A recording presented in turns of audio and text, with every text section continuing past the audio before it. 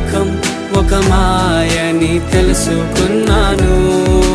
ఏది నా సొంతం కాదనుకున్నాను.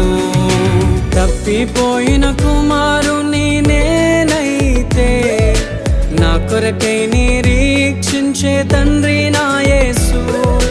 తప్పిపోయిన కుమారుని నేనైతే నా కొరకై నిరీక్షించే తండ్రి